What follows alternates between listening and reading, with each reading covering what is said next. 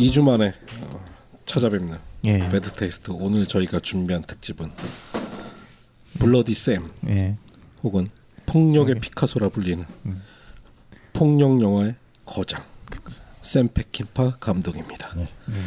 저는 그 폭력의 피카소에 하나를 더 추가하고 싶습니다. 폭력의 낭만 시인. 우리 닥터님 표현 참 낭만적이에요. 우리가 샘 페킨파 하면은 따라붙는 수식어가 항상 두 가지가 있죠. 하나는 폭력, 그리고 또 하나는 여성 혐오. 그다음에 마초이즘. 요 두 가지 정도로 샘 페킨파 영화 세계는 요약이 되는데 오늘 이야기할 주제도 이 두 가지 요소가 많이 핵심을 이룰 것 같아요. 그래서 샘 페킨파에 대해서 좀 소개를 좀 드리자면 1925년생이에요. 굉장히 오래전 사람이시군요. 우리 아버지보다 돌아가신 우리 아버지보다 3살 젊으신 분인데 왜 그러십니까? 물론 우리 아버님은 20년 전에 뭐 돌아가셨지만. 이름 데이빗 사무엘 샘 페킨파는 캘리포니아 프레스코의 훌륭한 가정의 둘째 아들로 태어났다고 합니다. 어머니는 크리스천 사이언스 교도, 아버지는 판사였답니다. 금수저죠. 근데 왜 이런 영화들 만들었어? 그 당시에 판사면 굉장히 폭력적인 상황도 많이 봤을 수가 있을 것 같네요. 집안 자체가 목장이었대요. 그래서 프레즈너가 그런 동네예요. 그래서 어렸을 때 안장에 2살 때부터 안장에서 말을 타고 다녔고 목장에서 정말 카우보이와 같은 생활을 많이 했다고 하네요. 그래서 서부 영화를 좋아하는군요. 예, 맞습니다. 그리고 그 폭력적인 영화 성향이 그의 유년 시절하고 관계도 많이 있습니다. 이건 저희가 소개해드리면서 점차 말씀드리겠습니다. 대학은 USC를 나왔죠. 뭐 10대 때부터 굉장히 반항아 기질이 다분했대요. 학교 잘 안 나가고 목장에서 동네 친구들이랑 그 어린 시절부터 총쏘기를 즐겼다고 합니다. 자정적인. 그래서 부모가 이 샘 페킨파가 통제가 안 되는 거야. 그래서 17살 때는 군사학교에도 보냈답니다. 근데 효과가 없었다며요. 원래 그 미국에서 말썽꾼들 보내는 데가 바로 부트캠프라 그래가지고 군사학교 많이 보내는데 말이죠. 그래서 2차 세계대전 때도 해군에 입대까지 했어요. 여기서 샘 페킨파에 대한 국내 오해가 하나 드러나는데 2차 세계대전에 참전을 했지만 그 영향 때문에 그 영화들이 그 전쟁에서 그가 보고 느낀 것을 투영한 것이 아니냐라는 오해가 있는데 실제 전투에 참가한 적은 없습니다. 찾아보니까 중국에서 복무했다고 그래요. 그리고 2차 세계대전이 45년에 종전됐는데 25년생이면은 한 18살에 그때는 뭐 17살, 18살에 군대 갔을 때니까 그렇다 할지라도 한 1, 2년 정도밖에는 전쟁을 겪지 않았던 거고 더군다나 지금 박원님 말씀대로 직접 전투에 참가하지는 않으면 왜냐면 중국에 있었으면은 중국 전투에서는 중국 전선에서는 이제 미군과 일본군이 직접 교전한 적은 별로 없고 주로 이제 팔로군과 장개석군이 이제 많이 싸웠었죠. 아마 지원 부대로 있었던 것 같아요. 근데 전쟁이 끝나고 나서도 자기가 뭘 해야 될지 몰랐던 거예요. 에너지 넘치는데 도대체 이걸 어디에 쏟아야 될지. 그러다가 대학교는 자료를 보니까 프레스코 주립대학으로 나오네요. 프레스코 주립대학에 입학해서 연극 수업을 듣게 되고 그때부터. 그래요? 내가 봤던 자리는 USC라고 나왔는데 남가주대학이라고 나오지 않았나요? 프레스코 주립대학으로 나오네요. UC 프레스코를 나왔나? 프레즈노? 프레스코. 프레스코. 알겠습니다. 주립대학을 나온 걸로 나오네요. 그래서 영화 초창기에 돈 시겔 감독, 저희한테는 뭐 많이 잘 알려져 있죠. 인베이전 오브 바디 스네처의 바로 그 감독님. 사실은 언젠가 저희가 다뤄야 될 폭력 영화의 선배격인 감독이죠. 돈 시겔 감독 밑에서 일을 주로 했었죠. 그래서 언젠가 한번 말씀드렸었는데 샘 페킨파가 계속 좀 떠버렸어요. 뭐냐, 그 인베이전 오브 바디 스네처 그 대본 사실은 내가 쓴 거야 이러고 하도 떠벌리고 다녀서 이게 정설처럼 한동안은 굳혀졌는데 그 인베이전 오브 바디 스네처의 실제 시나리오 작가가 나중에 밝혔죠. 샘 페킨파 그 새끼 대사 몇 줄 썼어. 그렇게 까발키고 난 이후에 샘 페킨파는 더 이상 자신이 인베이전 오브 바디 스네처의 시나리오를 썼다는 이야기를 더 이상 하지 않는 안 했다고 합니다. 대학은 프레즈너 대학을 나왔군요. 그리고 USC를 가긴 갔는데 거기는 석사를 했네요. 배운 사람이네.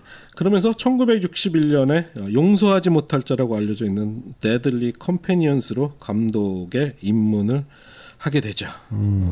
여기까지가 뭐 그렇게 뭐 평탄하게 생활을 해온 것 같네요. 10대 생활 자기의 에너지를 주체를 못했을 뿐이지 가정 환경 자체는 굉장히 부유했던 것 같아요. 그냥 뭐 날라리 생활 좀 하다가 군대 좀 갔다 오고 좋은 대학 나서. 예. 그리고 그때 뭐 2차 세계대전 때 미국인 젊은이들이 군대 가는 거는 뭐 당연한 상황이었고 그때는 징병제가 있었을 당시니까는 집안이 좋았다 할지라도 군대 가는 것 자체가 이상한 일은 아니었어요. 근데 샘 페킨파는 감독에 입봉하고 나서부터 헐리우드에서 두 가지 명성을 얻었어요. 하나는 악명이죠. 첫 번째 명성은 대단한 천재 감독이다. 근데 또 얻게 된 이미지는 뭐냐? 대단히 다루기 힘든 감독이다. 한마디로 골질하는 꼴통 감독으로. 꼴통의 계보. 돈 시겔로부터 샘 페킨파에서 월터 힐로. 제작자들이 아주 싫어하는. 우리가 흔히 얘기하는 아주 개팍한 천재인 거죠. 그래서 결혼 생활하고도 관련이 있어요. 결혼을 3번 했습니다. 3번 결혼하고 3번 이혼했는데 순탄할 리가 없죠. 예, 페킨파의 평소 신조는 아래와 같다고 하네요. 나는 풍부한 인생을 산다. 좋은 술, 맛있는 음식, 그리고 얇은 옷을 입은 여자를 너무 사랑한다. 이것이 어떻게 보면 샘 페킨파를 그의 삶을 알 수 있는 단어인 것 같기도 합니다. 예. 그의 여성 편력에 대해서도 이후에 말씀드리기로 하고 어쨌든 저희가 오늘 소개해드릴 첫 번째 영화는 바로 메이저 던디죠. 65년도 작품이죠. 예. 샘 페킨파 저는 이번 놀랐던 게 의외로 현대 영화라고 생각을 했는데 꽤 오래된 작품들이 많아요. 네. 나이가 있으니까 아무래도. 그렇게 말이에요. 저 25년생이라고 알고 깜짝 놀랐어요. 그 65년 영화면 어쨌든 40살 돼서 만든 영화고 데뷔작도 30대 중반 이후에 만들었구만요. 예, 메이저 던디 국내 뭐 출시도 DVD나 다 되어 있어서 한동안은 이 영화가 좀 악명이 높았던 게 샘 페킨파가 영화사에서 촬영을 끊은 다음에 해고를 당했죠. 그래서 편집권을 갖지 못해서 한동안 샘 페킨파가 자신의 영화 중에 굉장히 저주하는 영화로 유명한데 복원이 됐어요. 그래서 DVD나 블루레이로 복원이 됐는데 그 샘 페킨파 커팅인가요? 복원된 거는? 예전에 돌아가셨기 때문에 샘 페킨파 커팅은 아닐 가능성이 높지 않을까요? 그렇죠. 84년에 사망한 걸로 돼 있으니까. 그래서 이번에 복원판으로 다시 봤는데 어떻게 돼서 보셨습니까? 저는 뭐 복원판도 그렇게 상당히 좋은 영화는 아니다라는 느낌을 좀 얻었어요. 나쁘진 않게 봤습니다. 그러니까 당시에 그 편집권이 없었다라는 건 샘 페킨파한테만 해당되는 경우는 아니고 뭐 그 지금도 어느 정도는 마찬가지지만 메이저 스튜디오의 대부분의 감독이 편집권이 없어요.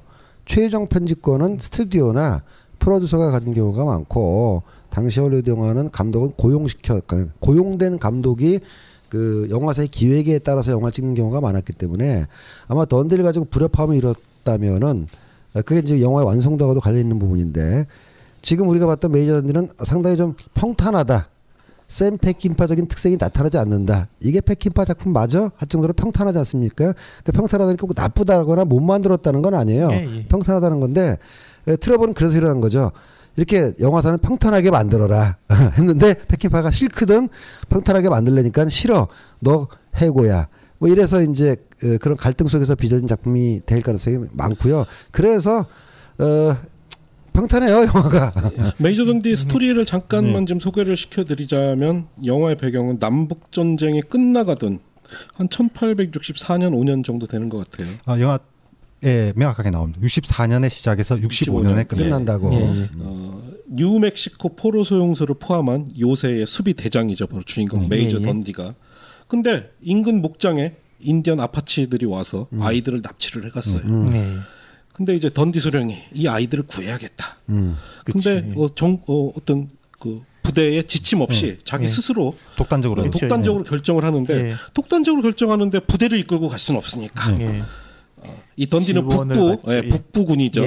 포로로 있던 남부군들, 또 흑인 병사들 포함해서 자원을 받아서 자원을 받죠. 그리고 범죄자들, 그리고 일반 시민들, 불안당들, 일반 시민들을 심지어는 신부님, 힘센 무술 잘하는 신부님을 모아서 일종의 특공대죠. 목사님이겠군요.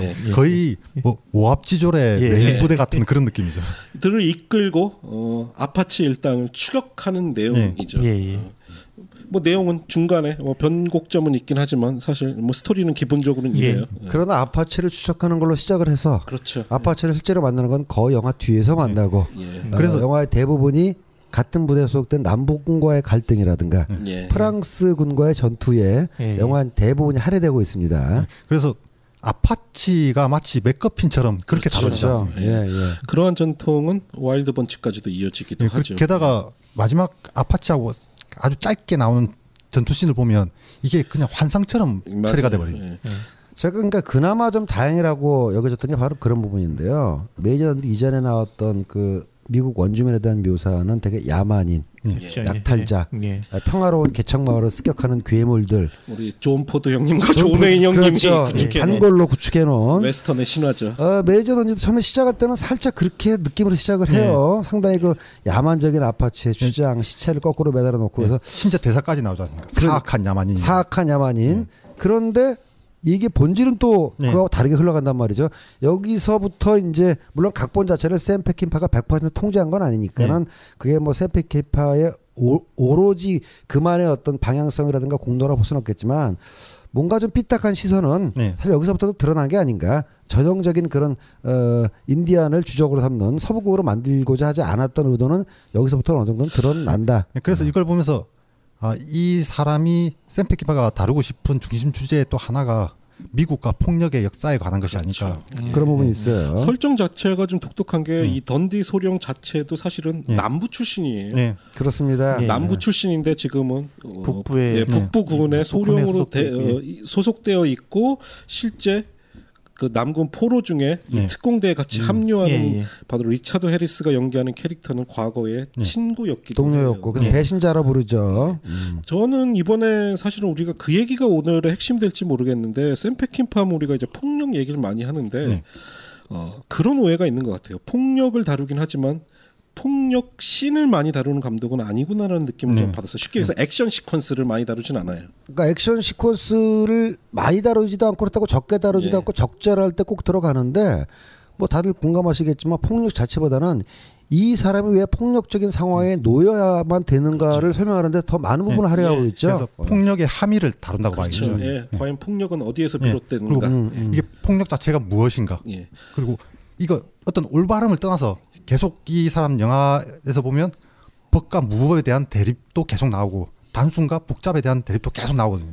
그래서 이 폭력 자체에 이거에 대한 관심도 있고 그다음에 이 자기가 살아온 환경에 대한 이런 이 생각도 꽤 있는 것 같습니다. 누구는 그런 것 때문에 그러니까 캐릭터가 왜 폭력을 써야 되는지에 대한 정황 묘사를 디테일하게 들어가고 그 폭력을 둘러싼 인간끼리의 배신이나 갈등을 아주 세밀하게 묘사하는 것 때문에 결국 폭력을 행사하는 사람한테 정당성을 주고 면죄부를 주는 거 아니냐. 결국 폭력에 대한 정당화가 아니냐라고 얘기하는 사람도 있거든요. 여러분들도 그렇게 생각하세요? 샘 페킨파가 폭력을 정당화한다는 것 같아요? 그렇지는 않다고. 정당화라기보다 제가 보기엔 어차피 결국 영화라는 것들 얘기라는 것들이 어떤 한테 갈등을 보여주고 갈등을 노출시키는 방식인데 갈등을 노출하는 방법으로서 샘 페킨파는 폭력을 즐겨 사용했다라고 보는 게 맞을 것 같아요.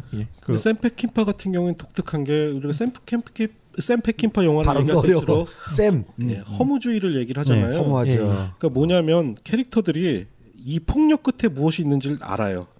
근데 달려갈 수밖에 없는 그런 설정의 캐릭터들을 놓아놓는 것 같아요. 그리고 이 사람이 그 폭력을 다루는 태도가 메이저 던디에서도 굉장히 매각하게 나타나는 부분 중에 하나가 얘들이 아파치를 추격하는 와중에 강에서 식량을 다 잃어버리지 않습니까? 그래서 프랑스 군이 점령하고 있는 어떤 기지를 털려고 갔는데 그러니까 프랑스군이 점령하고 있는 멕시코인들의 마을이었고 그래서 이 사람들은 단지 약탈을 하기 위해서 가서 프랑스군을 향해서 포를 쐈는데 이 약탈 행위가 멕시코인에게는 해방 행위가 되는 거예요. 그러니까 이 폭력이란 게 어떤 단지 한 번이 진행됐을 뿐이지만 이게 어떤 측면에서는 해방이고 어떤 측면에서는 약탈인 거죠.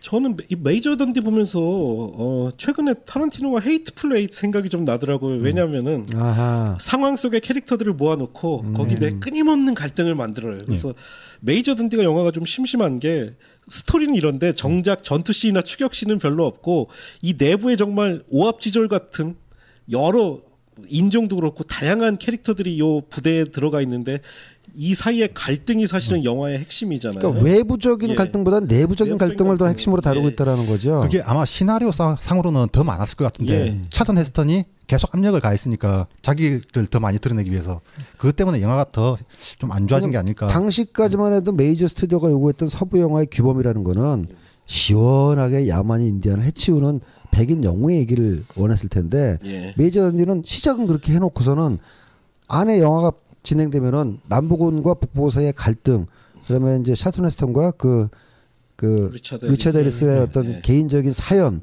그다음에 또 심지어는 당시까지 복잡하게 전개돼가던 미국 영토를 둘러싼 국제 정치학적인 내용까지 그 영화 보면은 여러분들에게 생소하게 보일지 모르겠지만 프랑스군이 꽤 미국 대륙 내에서 강력한 세력이나 영향력을 여전히 유지하고 있는 당시의 모습이 보이잖아요. 그런 것들이 좀 기존의 서부 영화와 다를 수 있어요. 또 쭉 보면은 특히 이 영화 같은 아까 말씀하신 내부의 그런 갈등이나 그런 것들을 많이 좀 드러내는 형태가 보이고 있잖아요. 그러니까 아까 그 우리가 흔히 말하는 이제 수정주의 웨스턴이라고 하는 경향들 딱 이제 특히 이제 이 감독의 이제 우리가 좀 나중에 다루겠지만 와일드 번치 같은 경우가 수정주의 웨스턴의 가장 핵심으로 보는데 저는 그 내용이 사실 이 메이저 던데도 어느 정도 들어와 있다고 씨앗은 있어요. 씨앗은 보는 게 말한 것처럼 아까 지금 얘기한 것처럼 큰 갈등에서 서로 간에 여기는 선 여기는 악, 자 쿵쾅 하고 서로 부딪히는 게 아니라 얘도 약간은 선인지 악인지도 알 수 없는 것들 사람들 복합적인 그러니까 개인들의 내부에서 끊임없는 갈등과 유발 그거 아까 잠깐 얘기 나온 것처럼 자기는 그냥 침략 행위로 한 건데 누군가에게 해방 행위로 받아들여지는 것들 그러한 굉장히 복잡 단안한 그런 인간사의 모습들을 드러내는 방식들이 저는 확실히 좀 사실 보면서 개인적으로 저는 샘 페키파 영화를 그 전에 많이 안 봤었거든요. 근데 그냥 폭력의 셈, 뭐 블러디 셈니 그런 것만 그런 이미지로만 갖고 있다가 사실 영화 보고 나서는 메이저인데 내가 처음 본 거였는데 이번에 보면서 꼭 그렇게 그냥 폭력만 다루는 그런 감독이라고 볼 것도 아니네. 인간을 다루고 있고 있더라고요. 메이저 던디 같은 경우는 저는 명확하게 고전 웨스턴 헐리우드가 창조해낸 몇 안 되는 장르 영화인 고전 웨스턴과 현대적 의미의 서부극의 굉장히 중간쯤에 딱 중간 브릿지 역할을 하는 거예요. 설정도 달라지기 시작하고 제 느낌에는 스튜디오에서는 고전주의 서부극을 만들고 싶었던 것 같아요. 스토리 자체는 왜냐하면은 아파치를 쫓아가는 병사 이야기에서는 명백하게 존 포드의 서처스 추적자. 추적자. 그러니까 그거대로 가려면은 그 던디 소령이 굉장히 영웅적이고 그렇죠. 때로는 참 이 고뇌 찬 결단도 하며 동료의 부상에 가슴 아파야 하고 이런 모습으로 나와야 되는데 저는 이 던디 소령을 보고 찰턴 헤스턴 별로 안 멋있는데 영화에서 영화 딱 끝나고 나면 인간에 대해서 남는 이미지는 독단과 독선 그리고 아주 단순 무식하고 그 복수에 매몰된 인간. 그러니까 제 느낌에는 사실 이 영화 메이저 던디의 소재는 그 리오 그란데랑 같은 소재거든요. 같은 내용을 다루고 있거든요. 납치된 사람들 구하려는 병사들의 이야기. 그 사건 자체는 제 느낌에는 스튜디오에서는 인디언을 추격한다는 내용에서 역마차 같은 영화를 만들고 싶었는데 샘 페킨파는 오히려 그 추격자는 보면 그 캐릭터 굉장히 복잡하잖아요. 그 영화 굉장히 좋아하는 영화인데 과연 저게 정말 어떤 신념 때문에 저러는 걸까? 이런 지점에서는 오히려 추격자처럼 만들고 싶었던 게 아닌가. 샘 페킨파가 그 찰튼 헤스턴 캐릭터가 굉장히 묘하잖아요. 저 사람이 도대체 왜 저러는 걸까라는 생각이 들 정도로. 심지어 영화 후반에 가면 그들도 자기들이 뭘 하는지를 모르지 않습니까? 그러니까 추격자를 의식은 했겠지만 또 추격자하고 다른 영화도 만들고 싶었겠죠. 그러니까 분명히 샘 페킨파 감독이 이 시나리오를 쓸 때는 굉장히 야심이 컸었는데 이게 스튜디오와의 갈등, 찰턴 헤스턴과의 갈등 이런 걸 거치면서 영화가 좀 많이 그래서 비교하자면은 뭐 저는 저 스탠리 큐브릭이 고용돼서 스파르타쿠스를 찍으면서 커크 더글라스한테 무지하게 시달렸던 것처럼 아무래도 이 영화 촬영장에서 찰턴 헤스턴한테 무지하게 시달리지 않았을까. 제가 재밌는 거 하나 말씀드릴게요. 샘 페킨파가 제가 어디서 읽었더라 오래전에 읽은 건데 대본을 쓰기로 한 영화가 있었어요. 근데 이 영화가 결국은 샘 페킨파가 손을 뗐는데 주연은 마론 브란도, 연출은 스탠리 큐브릭. 이 세 명의 반골이 모여서 만들려던 영화가 바로 그 유명한 이제 원 아이드 잭이라는 이제 서부 영화인데 이 반골 3명이 모여서 영화가 되겠습니까? 결국 스탠리 큐브릭도 손대, 샘 페킨파도 손대. 그건 영화사의 어떤 간섭이나 이런 거하고 상관없이 그냥 세 인간들의 그렇죠. 충돌로만으로도 영화가 되게 어렵겠는데요. 나왔으면 정말 희한한 영화가 나왔을 뻔했겠는데. 그러면 서로가 서로를 죽이면서 영화를 만들었어야 하는데 그 셋 중에 어느 누구도 자기를 죽일 사람이 절대 없거든. 그러니까 정말 희한한 영화가 나왔을 수 있죠. 원 아이드 잭은 마론 브랜도가 자기의 원수의 딸과 결혼하는 내용에서 그 영화죠. 예. 어찌됐든 메이저 던디는 사실은 우리가 본격적인 샘 페킨퍼 영화라고 하기에는 조금 애매해요. 그래도 여기 이 영화부터 어떤 샘 페킨퍼의 태도가 드러나는 게 영화의 주요 인물이 3명이 나오지 않습니까? 그렇죠. 찰턴 헤스턴과 리처드 해리스 그리고 제임스 코번. 제임스 코번 털 기르니까 못 알아보겠어요. 근데 찰턴 헤스턴이 굉장히 단순함을 대변하고 리처드 해리스가 굉장히 복잡함을 대변하지 않습니까? 그 찰턴 헤스턴이 넌 내 형제를 죽였어. 이러니까 리처드 해리스가 그건 그렇게 단순한 문제가 아니야. 하고 계속 복잡함을 강조하고 그리고 제임스 코번은 그 중간에서 자기가 딱 계약된 일만을 진행하는데 샘 페킨파의 역할이 그렇죠. 제임스 코번이 바로 아니었을까? 그게 감독의 시각을 대변하는 캐릭터라는 거죠. 근데 영화 속에서는 저는 리처드 해리스가 역시 캐릭터가 제일 매력적이더라고요. 찰턴 헤스턴 멋이 없어. 매력 아무런 매력이 없습니다. 아니 그러니까 이 영화를 촬영하면서 찰튼 헤스턴하고도 갈등이 있었고 결국은 편집권도 빼앗겼고 근데 이 천하의 샘 페킨파도 그럴 수밖에 없는 게 우리 찰튼 헤스턴 형님 미국 총기협회 여전히 회장님이시죠. 이 형님 대단한 이때는 회장이 아니었겠지만 어쨌든 이때는 아니었겠지만 그 정도로 총을 사랑하는 양반이기 때문에. 그러고 보니까 재밌는 게 그 영화 중간에서 그 무력을 쓰는 목사가 그 총으로 이렇게 사람을 때려잡으면서 딱 대사를 던지지 않습니까? 힘은 주님의 무기다. 그렇죠. 근데 이 비슷한 얘기를 그 전에 그 NRA 전미총기협회를 지지하는 역사가가 했던 말이 있습니다. 그게 총은 힘, 스스로 결정하는 개인의 힘을 말한다. 요걸 이렇게 갖고 와서 써먹은 게 아닐까 하는 느낌도 들더라고요.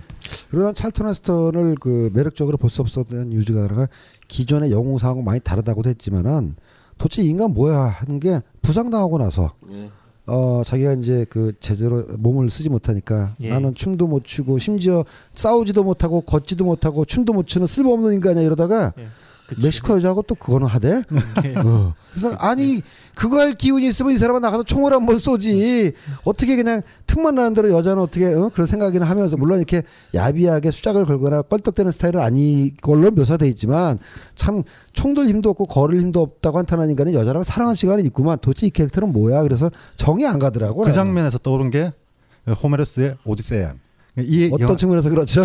이 영화는 어쨌든 무력한 사람들 조직해서 뭔가의 목적을 향해서 가는 여정인데 여정 중에 결국 목적도 희미해지고 결국 그 마녀한테 힘도 약하되고 마녀한테 잡혀서 이 주인공 바뀌고 다 돼지로 바뀌지 않습니까? 여기서 그냥 눌러 살다가 겨우 이걸 벗어나서 집으로 오는데 집으로 와서 결과적으로 또 전쟁을 벌이게 되지 않습니까? 자기 그 아내를 플롯의 흐름만으로 보면은 닥두님이 얘기한 것처럼 오데시아하고 유사한 부분이 있는데 저는 그 역학 관계라든가 이런 그 남녀간의 관계를 보면은 여기서 찰턴 헤스턴은 마녀한테 잡히기는커녕 나의 눈에는 찰턴 헤스턴이라는 억압자이자 포갑자가 이 힘으로 멕시코 여인들을 이렇게 강제로 하진 않았지만 그냥 그 뭐 자발적 강제라고 그럴까 이런 식으로 억압한 걸로 보였기 때문에 하여간 나는 마음에 안 들었어요. 근데 어쨌든 여기서 오디세이아를 다루는데 실패를 한 겁니다. 젠장. 그래. 다음 영화에서는 일리아스를 다뤄보자. 그래서 만든 게 와일드 번치. 와일드 번치라 이거지. 와일드 번치에서는 엔젤이 그 자동차에 묶여서 끌려가는 장면은 헥토르가 마차에 끌려가는 장면하고 굉장히 유사하거든요. 자 그럼 슬슬 여기서 살짝 이거를 오디세이와 일리아스로 보는 관점이 나올 수 있구나. 잠깐만. 진짜 생각 안 해봤다. 2주 만에 똘망똘망한 눈빛 보니까 반갑네. 사실 지금 좀 멍한 상태입니다. 동의하지 않는 분위기지만 어쨌든 그 탁월한 해석에는 제가 귀를 열겠습니다. 어쨌든 정리를 좀 메이저 던디는 우리가 사실은 우리가 4명이 거의 공통적으로 합의를 봤는데 오늘 소개할 7편의 영화 중에는 좀 가장 좀 떨어지는 작품이다. 왜? 페킨파스럽지 않기 때문에. 그러니까 떨어진다보다는 좀 말한다. 페킨파 영화 같진 않다. 좀 아니 떨어져 나는 떨어진다고 생각을 해. 이번에 복원판이라서 좀 나아질까 하고 봤는데 뭐 그렇게 나아지진 않았다는 느낌을 받게 되더라고요. 저는. 그렇게 해서 메이저 던디는 그냥 씨앗이 패킨파 예. 영화에 씨앗이 그렇죠. 들어있는 정도로만 예. 캐릭터라든가 설정 면에서 근데 아직 패킨파 특유의 영상적 표현인 퀵줌, 비클로즈업, 예. 슬로우 모션 이런 것들은 아직 많이 안 나옵니다. 그쵸. 예. 전그샘 페킨파의 질문 그 영화 전체 영화를 관통한 질문 중에 하나가 미국적 가치라는 것인데 그 메이저 던데에서 처음으로 던진 게 과연 미국적 가치라는 게 뭔가 그렇죠. 예. 이게 우리가 알고 있는 알 수나 있는 건가 그런 질문을 이렇게 던지는 게 아닐까. 그렇게 보셔서 저는 패킨파 영화를 오늘 우리가 7편 다루잖아요. 관통하는 패킨파의 한마디는 너도 똑같이 나쁜 새끼야. 저는 그렇게 느꼈거든요. 그리고 오늘 소개해드리는 그 7편의 영화는 거의 동일한 주제가 나오는데요. 물론 철십자훈장은 좀 다르지만 뭐냐? 쫓는 자와 쫓기는 자의 이야기를 샘 페킨파가 주로 많이 다루죠. 그렇지. 예. 그리고 과연 쫓는 자와 쫓기는 자 중에 누가 선역이고 누가 악역인가? 없지요. 그럼. 그것도 그리고 바로 너도 똑같이 나쁜 놈이여. 그렇죠. 누가 좋고 누가 나쁜 거 없어. 그리고 이거. 영화 후반으로 갈수록 쫓는 자와 쫓기는 자의 경계가 모호해져. 예. 사실은 그 지점이 제가 봤을 때는 홍콩의 느와르가 물려받은 가장 위대한 유산 같아요. 그러니까 뭐, 갱들을 주인공으로 내세울 수 있는 그 지점. 그러니까 메이저 던디에서도 아파치를 쫓다가 나중에는 아예 대상을 프랑스 군대로 바꿔버리지 않습니까? 예. 예. 네. 그러니까 군대는 기본- 확실히 프랑스 군대가 멋있는데. 아 거기 나오는 그 저기 남부군이건 북부군이건 좀 허접해. 근데 프랑스군은 참 그 쇠로 된 헬멧에다가 그 깃발에다가 군복이 거의 예술이지 않습니까? 근데 그 짓을 1차 세계대전까지 하다가 1차 세계대전에서 몰살을 당하죠. 그러니까 정말- 뽀대의 군대였다가 정말 눈에 잘 띄는 옷을 입고 전쟁을 하겠다고 나서는 것보다 별피 여기에 꼴값한다는 남북 전쟁 생각이 시대에 예.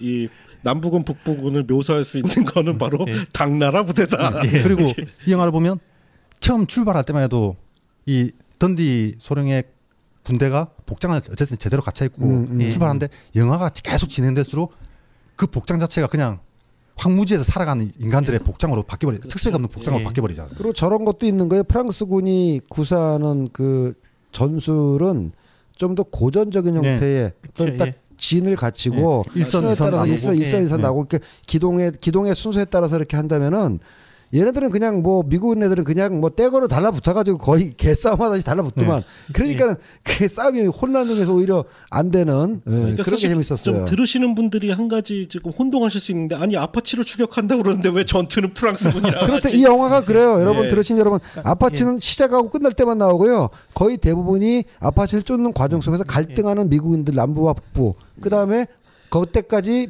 미국에 남아있던 프랑스인들과의 갈등을 다루고 있는 영화입니다. 이 그래서 영화. 아까도 제가 얘기했지만 아파치 자체가 거의 맥커핀에 가깝거든요. 예. 예. 그리고 그 주제는 사실상 와일드 예. 번치에서 예. 그렇습니다. 다시 한번 그렇죠. 예. 변형이 되죠. 약간 파고는 약간 많은 것처럼 전반적으로 이 오늘 본 영화들의 대온 흐름들이 그 캠프카 영화의 주인공은 보통 쫓는 자이면서 동시에 쫓기는 자인 겁니다. 예. 맞습니다. 예.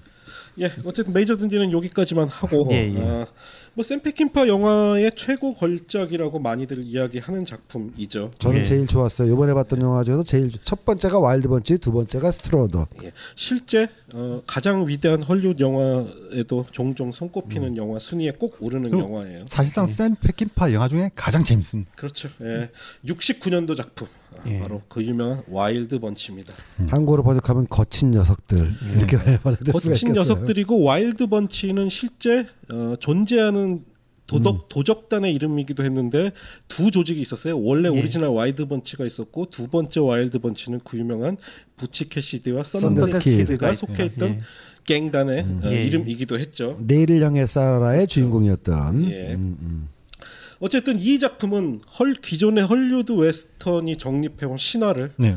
모조리 부셔버린 영화이기도 하죠. 그렇습니다. 그래서 저희가 종종 수정주의 서부국이라고 이야기하기도 해요. 수정주의 서구국에 대해서 조금 아까도 계속 수정주의 서부국이라는 얘기가 나오는데 조금 정리를 하고 하는 게 맞지 않을까요? 왜냐하면 계속해서 이 부분이 걸릴 테니까는 그렇죠, 어떤 기존 서부국에 비해서 어떤 게 다른 게 어떻게 달라서 수정주의라고 하는 거죠? 기본적으로 일단 그 웨스턴이라고 했을 때 웨스턴에서 나오는 기본 그 태도는 그거잖아요. 그러니까 아까 잠깐 얘기한 것처럼 확실한 적이 있고 확실한 악이 있고 그리고 그 속에서 그냥 나는 적을 때려 부수고 악을 그렇지. 깨고서는 그러한 형태의 굉장히 단선적인 그러면 권선징악의 스토리 속에서 단선적인 이야기들이 나오고 있는데 반해서 수정주로 넘어가면서 이제 그런 갈등의 구조들이 과연 그러니까 쟤는 흔히 말하는 선이라고 했을 때 쟤는 그럼 정말 선이야? 그렇습니다. 쟤는 왜 저러는 예. 건데 예, 맞습니다. 예. 그 속에 뭔가 다른 이유가 있을까 없을까라는 부분에까지 이제 질문이 옮겨가기 시작한 계기라고 보는 게 아마 가장 맞을 것 같아요. 열린 결말이 굉장히 있고 굉장히 좀 단순하게 정리를 하면은요. 예. 가장 핵심적인 단어를 하나 사용해서 말하자면 네. 프론티어 정신의 해체죠. 그렇죠. 예. 사실은 기존 전통 웨스턴은 예. 전통 웨스턴 그러니까 선한 제가 그러니까 총잡이 선악 예. 구도를 딱 만들어 놓고 시작. 네. 권선징악이라는 예. 말을 쓰는 것 자체가 권선징악으로 하면은 주인공은 무조건 착하고 옳고 예. 주인공을 방해하는 사람들은 무조건 나쁘다라는 구도 속에서 이제 굴러가는 스토리고 거기서 악은 인디언들, 아메리카 원주민들. 왜 닥주님이 얘기하신 대로 프론티어가 사실 남의 땅 뺏는 네. 거거든요. 예. 남의 터전에 들어가서 침략하고 그들을 몰아내고 빼앗는 거를 백인들은 프론티어라고 얘기했는데 아무리 좋게 말해도 아무리 약탈자죠. 약탈자지. 예. 근데 그거를 막는 자는 나쁜 것들 악. 그래서 기존 서북의 권선징악은 백인 프론티어 이꼴 선. 그렇죠. 그걸 막는 인디안 원주민은 악. 예. 이 구조 속에서 존 웨인이니 쭉쭉 따고 나오고 또는 그게 꼭 인디안이 아니라 할지라도 예. 마을의 평화를 지키는 보안관은 선. 예. 마을의 평화를 빼앗으러 가는 하이눈 같은 불황자들은 예. 악 이런 거였는데 수정주의 서국 자체가 누가 선이고 누가 악이야? 네. 이거부터 시작을 됐고 꼭 선이 악을 물리치는 결말이 아니라 그렇죠. 예. 악이 선을 이기는 결말도 있고 또는 선과 악의 승패가 불분명한 결말도 있고 이게 다 수정주의 서부국의 기본적인 태도잖아요. 그러니까 악과 선이라는 구분이 사라진 게 있고 기존의 무법자에 대한 태도가 예. 완전 히 바뀐 거죠. 그리고 영화적 기법으로 중요한 게 뭐냐면 기존에 우리가 얘기하는 정통 웨스턴은 그 멕시칸 스탠드오프라고 하잖아요. 서로 딱 서 있다가 예. 하나 뒤돌아서 하나 둘, 둘 셋. 네. 거기서는 정말 예. 낭만과도 같은 그래. 총싸움인데 수정주의 서부국에 와서는 예. 그것이 예. 변질되기도 하고 개싸움이지. 예. 반칙이 됐든 뭐가 예. 됐든 살아남는 것이 중요해. 그리고 가시적인 의미에서 복장이 완전히 달라집니다. 뭐 그런 복장이 점도 있겠네요. 진짜 전형적인 그 우리 털 달린 카우보이 복장에서 예. 뭔가 이렇게 진짜 황무지에서 살 것 같은 인간들이 입는 그런 복장들로. 그 가장 극명하게 보여주는 게 그 백서피처 3편에 보면 그 너덜너덜한 예, 그 마티가 이제 그 희한한 옷 입고 딱 갔더니 그 서부 사람 그게 무슨 옷이냐고 그게 비웃는 자체가 장면이 저거 세르지오 레오네 예. 그 영화 패러디한 거죠. 영화를 TV에서 보고 그쵸, 예, 마티가 예. 한 그러니까 마티는 예, 예. 이제 클린트 이스트우드 로하이드나 이렇게 세르제나올의 영화처럼 이렇게 뒤집어 쓰고 씻고 갔더니 예, 예. 그 입에 입담배 같은 거 그치, 씻고 예. 갔더니 여기 그렇게 입고 다니는 사람 없는데 너 뭐하러 놈이냐 그거에 대한 패러디인데 예, 예. 저희가 이제 이 방송 시작하기 전에 그 파고님 좋은 얘기 하셨잖아요. 65년 메이저 던디부터 69년 와일드 번치 사이에 그렇죠. 놀라운 영화적 변화가 있었는데 그것이 무엇일까 했더니 월남전이었더라. 저 굉장히 공감하거든요. 수정주의도 거기서 나온 거고. 왜냐하면은 네. 메이저 던디와 와일드 번치를 보면 영화가 180도 달라요. 메이저 던디만 봐도 이거는 그냥 헐리우드 고전 영화 같은데 와일드 번치는 보면 명백하게 이건 현대 영화예요. 그쵸. 네. 뭐와 비교할 수 있냐면은 요 69년이 결국은 월남전이란 결말에 도달할 수 있는 게 월남전 이후로 등장한 영화들을 우리가 한번 보자고요. 시체들의 살아있는 시체들의 방, 엑소시스트가 또 뭐 아메리칸 뉴 시네마의 기수인 영화들 폭력을 다룬 보니 앤 이지라이더, 클라이드, 보니 앤 클라이드, 클라이드. 이런 이지라이더 영화들이 이런 영화들. 이 시점에 와일드 번치도 비슷한 그렇습니다. 시점인데 결국은 감독들의 어떤 내면의 세계의 변화가 아니라 이건 결국 외부적인 요인 월남전으로밖에 이제 그거를- 월남전 그리고 68혁명 68혁명. 그러니까 쪽 이것도 우드스탁 예. 우드스탁. 미국 입장에서는 68혁명보다는 우드스탁과 예, 월남전이 좀 더 직접적인 영향을 미쳤을 텐데 그것이 의미하는 바는 뭐냐면은 월남전이 의미하는 바는 자 처음에 통킹만 습격해가지고 월남전을 시작할 때만 해도 1년이면 다 끝날 거라고 생각했던 전쟁이었어요.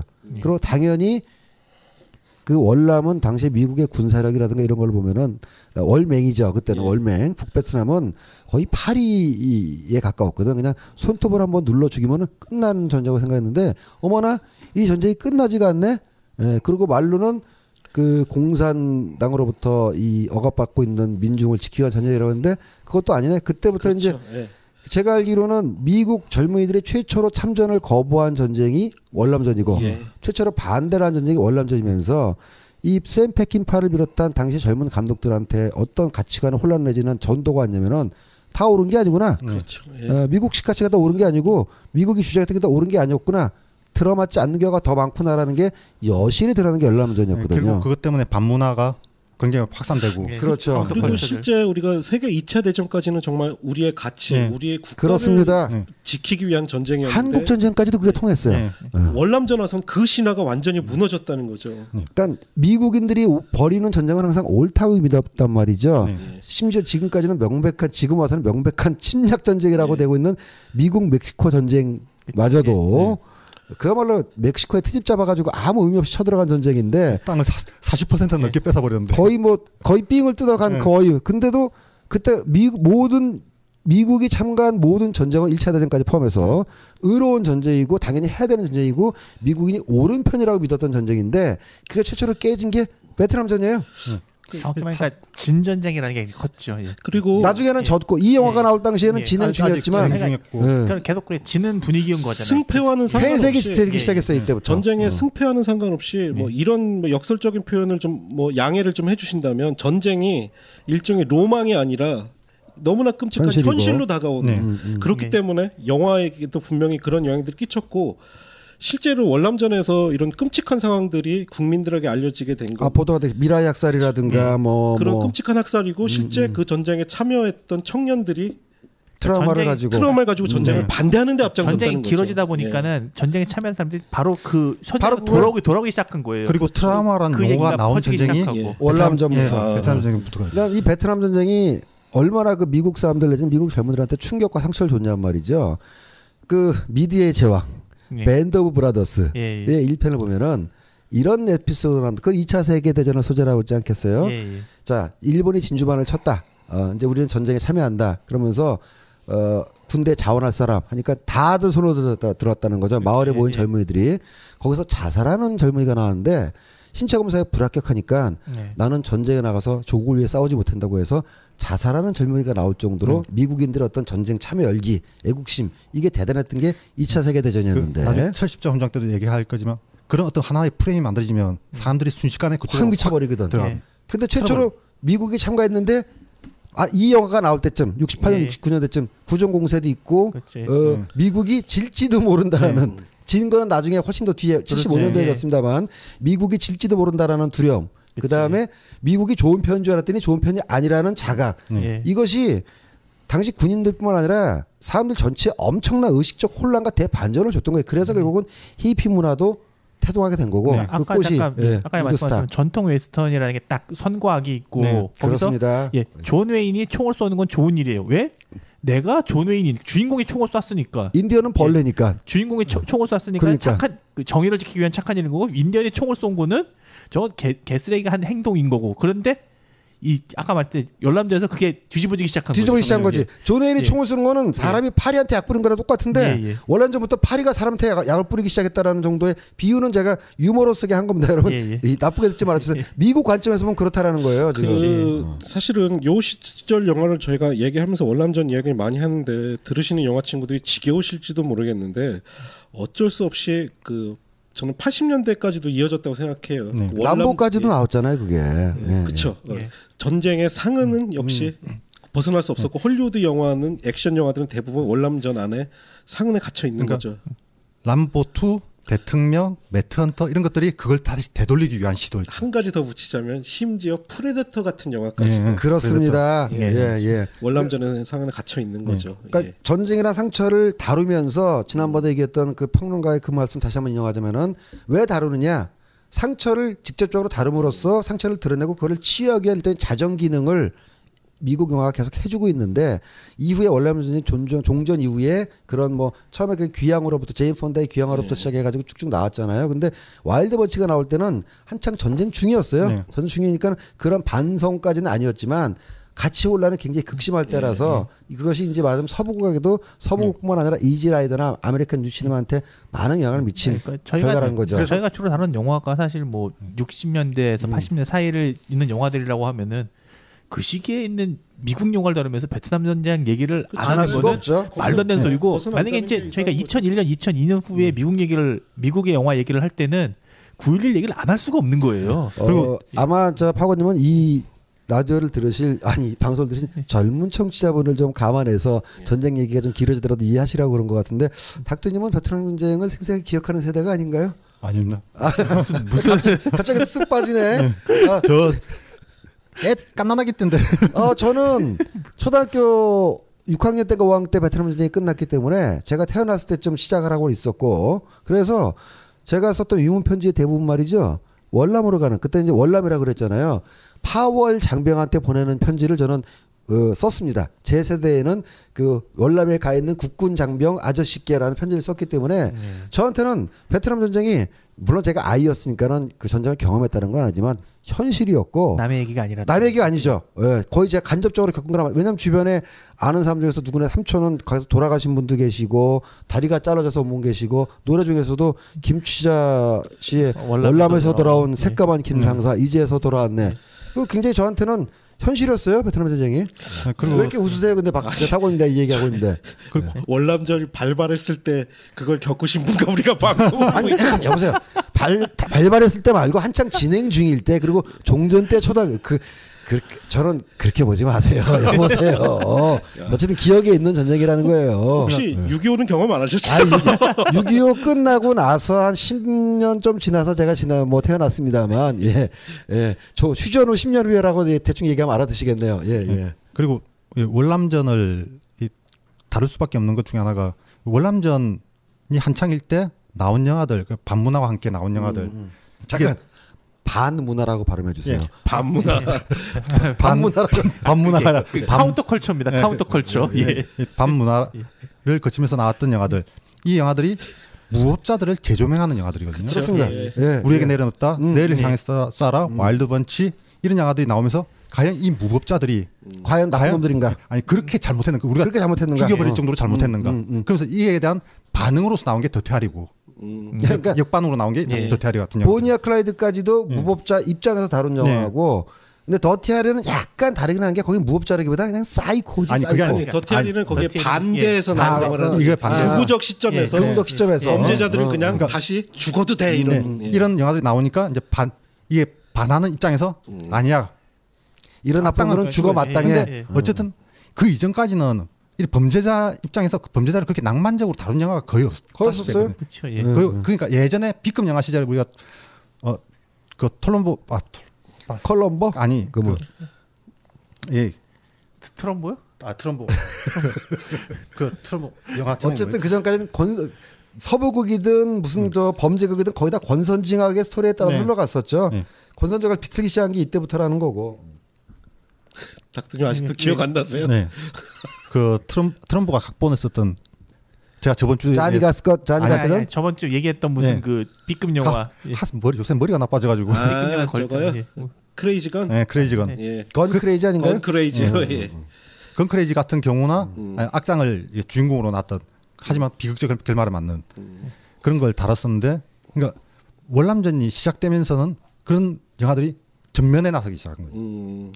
그리고 월남전은 제가 뭐 아까 연식을 지적당했습니다만은 정말 우리의 전쟁이기도 한 게 실제로 많은 우리나라 군인들이 거기 가서 목숨을 잃었고 소위 말하는 한국의 경제 성장이라는 것이 다른 말로 얘기하면은 핏값이라고 할 정도로 그 한국 군인들이 미국에 가서 싸워준 대가로 전쟁 수단을 많이 받았어요. 그래서 일부는 송금하고 제가 알기로 그때 군인들이 받은 전쟁 수당 중에서 그 거의 미군하고 비슷하게 수당을 준 걸로 알고 있는데 당연히 이제 군인들한테도 갔습니다만은 그분의 상당 부분이 슈킹 당해가지고 그렇죠. 어디 좀 짱 박혀 있다라는 얘기도 있어요. 참 아픈 얘기죠. 누구의 목숨값이 그렇게. 어쨌든 국내에 송금한 돈이 그렇게 많지가 않았거든요.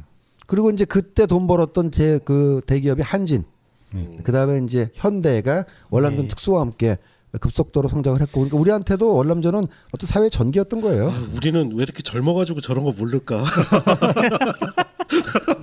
꼭 젊더라도 역사를 공부하면 다 나올 수 있는 겁니다, 여러분. 조금 전에 스탠형 표정이 이제 어디 빠직하는 표정이 너무 확 보여가지고 깜짝 놀랐어요. 몽둥이 치워 안 보이는 한진 얘기가 나니까 한진에 굉장히 안 좋은 기억이 있기 때문에. 그렇지. 한진이 그래서 큰 거니까. 그래서 또 1980년쯤에 한진이 영도의 조선공사를 먹어버립니다. 그때까지만 해도 조선공사 앞에는 그 물 깊이가 한 8m 정도 되는데 바닥이 깨끗하게 보일 정도로 아주 물이 깨끗했거든요. 근데 사시던 곳에서 한진이 그 영도에 조선공사를 먹고 거길 들어오면서 1년 만에 물이 손을 넣어도 손이 안 보일 정도로 탁해져 버렸어요. 세상 만사 인과응보라고 한진 조선은 아니지만 이제 한진 조선은 한진 중공업에 흡수된 거 아시죠?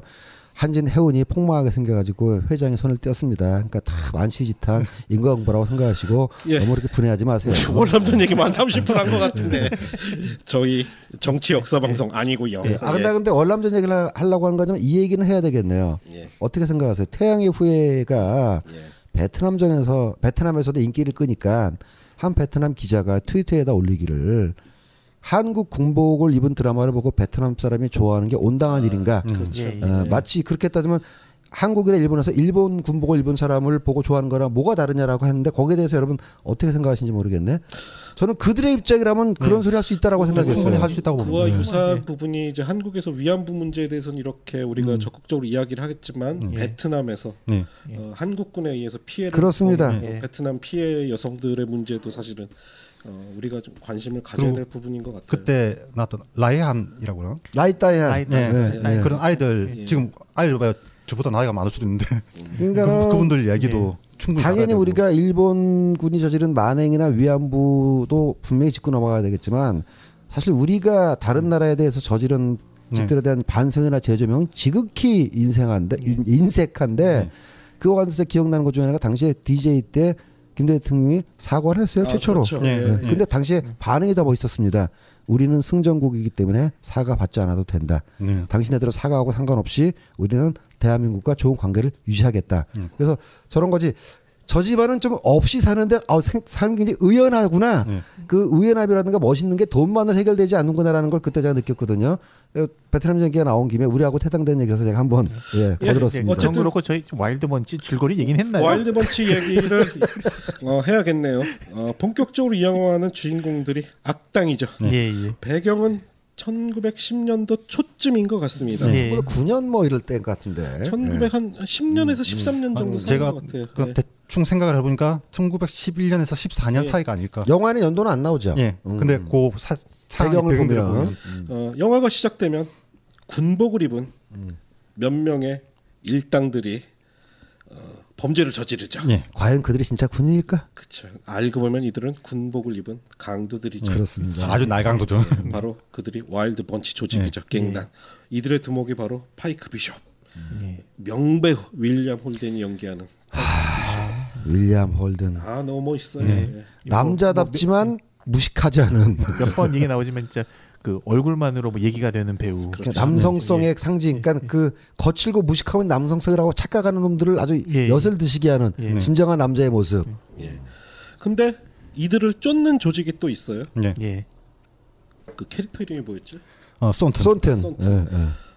이들을 쫓는 조직의 두목은 바로 손튼. 네. 사실은 파이크와 예전에 동료였죠. 같이 은행을 털던. 근데 지금은 사실은 본이라기보다는 공권력에 의해 파이크 일당을 쫓을 수밖에 없는 입장에 처해 있어요. 안 잡으면 대신 너를 빵에다 집어넣을 거야. 교수형 당할 수도 있는데. 근데 그거 하는 사람이 보안관은 아닌 거였고 정부 기관이었나요? 아니 그 철도공사에서 철도회사 사장. 철도회사 사장이지만 사실은 정부 관료들하고 결탁한. 그렇죠. 그 이 시대 배경 자체가 그 불안당 귀족들. 그 원래 뭐라고? 그러니까 미국 날강도 귀족이라고. 딱 뭐 그 자본가 지배자 계급이라고 보면 딱 맞죠. 그러니까 이때쯤 되면 그 미국의 대륙 횡단 열차가 완성된 지 그래도 한 20년 가까이 20-30년 지났을 때고 뭐 횡단 종단에서 미국의 철도만 어느 정도 완성돼 있을 때인데도 불구하고 제가 잠시 또 철도 자본가 쪽으로 빙의할 테니까 너무 발끈하지는 마세요. 그 철도 자본가 입장에서 보면은 이 철도를 원활하게 운영을 해서 돈을 벌어야 되겠는데 물자도 수송해가지고 근데 아직까지도 나의 사업을 방해하는 찌끄러기들이 있는 거지. 성질 같아서는 이놈들을 다 잡아 족치고 싶은데 그럴 수가 없으니까는 공권력도 힘을 또 빌고 아니면은 손톤 같이 왕년에 이제 이 사람이 철도 자본가가 직접적으로 할 수가 없으니까 이제 정치 권력하고 결탁해서 손톤한테 임무를 부여하면서 너 그놈 안 잡으면은 도로 빵에다 집어넣고 아이 교수형 때리는 수가 있어. 즉 철도 자본가 이꼴 권력자와 같은 속성을 가지고 있다라는 거죠. 그래서 푸시하는 겁니다. 이 당시 그 대표적인 철도 회사 이 사장들 하면 밴더빌트와 제이굴드 이 사람들 그렇죠. 같은 경우는 밴더빌트 거의 주의회와 연방 이런데 그 연방 사법부까지 다 장악하고 장악하고 있어. 예. 장악보나 심지어 지네들이 직접 하기도 했어. 직접 하기도 하고. 그러니까 사실은 서부 영화에서 이 시대가 많이 등장을 해요. 예. 그러니까 뭐냐면 명확하게 무법자의 시대에서 예. 국가 권력과 행정력의 자본가들의 자본가의 시대로 시대. 옮겨가는 시점인 딱 거죠. 예. 가운데 예. 있는 시점이기 때문에. 근데 밴더빌트 가면 너무 미워하지 마세요. 왜냐면 제가 좋아하는 아이, 앤더슨 쿠퍼가 외가 쪽에 밴더빌트라 가지고 네. 앤더슨 쿠퍼 제가 굉장히 좋아하는 앵커인데 집안 자체는 괜찮은 사실 쪽입니다. 그 데어 윌비 블러드. 블러드 같은 게 블러드. 그게 제이굴들을 다룬 영화죠. 예. 그러니까 그 록펠러보다는 그래도 나은 집안이야. 록펠러는 진짜 양아치 집안이거든. 우리 닥터님 참 똑똑하시고요. 그래서 우리 파이크 일당은 이제 예. 그때부터 이제 추격을 당하기 시작하죠. 그렇죠. 예.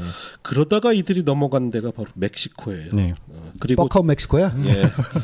왜 멕시코에서 자꾸 찍는지는 우리가 조금 이따 얘기를 해봐야 되는데 샘 페킨파 영화의 대부분이 멕시코를 멕시코. 배경으로 예. 촬영을 하고 있습니다. 저 그래서 샌피가 멕시코 감독인 줄 알았었어요. 예. 그러니까 가장 큰 이유는 말이죠. 일단 먼저 얘기하자면은 미국 법이 통하지 않는 지역이기 때문에 멕시코라는 부분도 네. 있어요. 예. 저는 그런 생각도 해요.